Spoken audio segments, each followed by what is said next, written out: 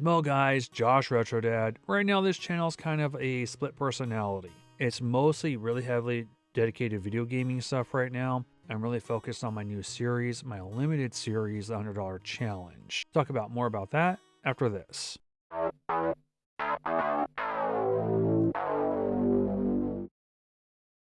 We have paranormal, and then we have like the gaming stuff. And right now, it's super focused on gaming. The $100 challenge is my limited series I'm doing from now to about a week before Portland Retro Gaming Expo, which is September 21st, which is my son's birthday, by the way. This $100 challenge really is taking over my life. I have tons of merch that I bought for this challenge, trying to make that video game collection grow with just $100. And so far it's been successful. I haven't hit my goals. I had this goal about mini, minor, major, grand gambling terms, and I have not got the mini jackpot. I'm very close to it, but haven't gotten it yet. It's only been about a month, but I've been wanting to work on Strange Occurrence episodes. I'm doing research on unsolved mysteries. It's taking some time. I'm going to do some reenactments in celebration for it. I don't know if I'm going to do my old school humor mixed in with it too. Hollywood Hulk Hogan is trapped in that white car. Over the noise, I think I can hear his sultry voice crying out for help. Excuse me, that's a chainsaw. Or if it's going to be just a serious episode. Because it's serious. I'm going to talk about the seriousness of it. Because Unsolved Mysteries, if you watch it now, is really sad. There are so many unsolved murders that have not been solved even now. It's just sad. I bought pretty much the whole DVD set. I don't mind watching them on Amazon. But the problem with watching on Amazon, there's commercials. And there's sequences and segments gone. I'm going to be gone for a week. It's going to stall production. It's going to stall garage sales. It's going to stall Unsolved Mysteries research and Strange Occurrences. I did shoot an on-the-fly, off-the-cuff one, kind of wearing the same shirt if you see it, about missing time. Only time I've ever experienced it. So you'll see that one. I'm hoping by the end of the summer I'll talk about echo hauntings. And then I'll get to other stories, other people's stories.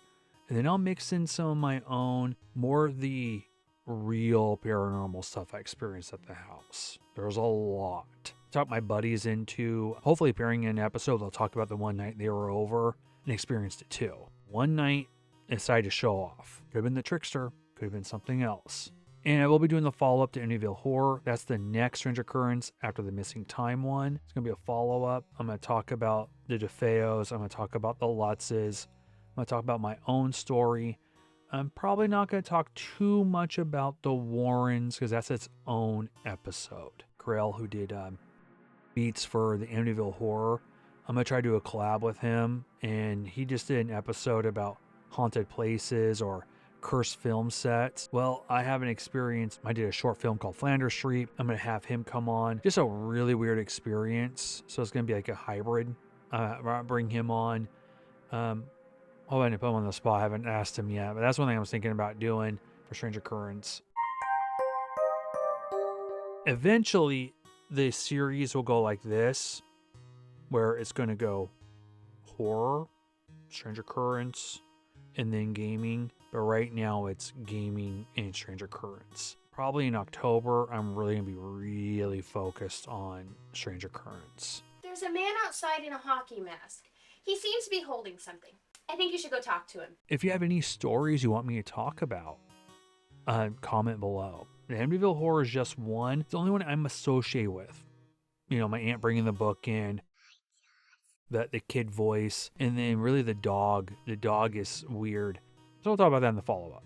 I'll go real in detail about the place. I'm still trying to find this ghost clip about swirling lights. It's really important I get this.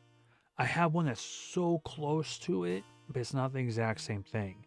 Like I said, there's a small possibility it's not Unsolved Mysteries. It's another series. Because I haven't found the one talking about the witch flying around the room. Go ahead and leave it like this. Guys, stay tuned for the next Strange Occurrence, the next $100 challenge.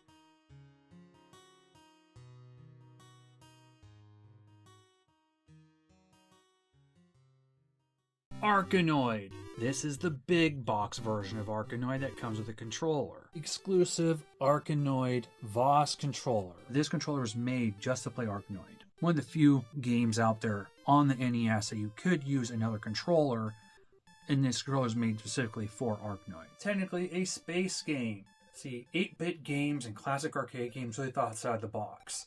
You can get different power-ups, you can make your paddle longer, 3 shots. It can slow down. So you can use the original controller that came with the NES, or my favorite controller, the dog bone controller. To use the Voss controller and you're playing player 1, you actually got to plug into player 2. If you play Breakout or Alleyway, it's kind of similar. These controllers are very hard to get now. I used to be able to find them all the time at garage sales, but the rarity of these are starting to go up. They're not easy to find. There is another Arkanoid that doesn't have the big box bundle as this one does with the controller. How many of you out there played Arkanoid? Any fond memories of playing it? Did anyone have the big box version like this?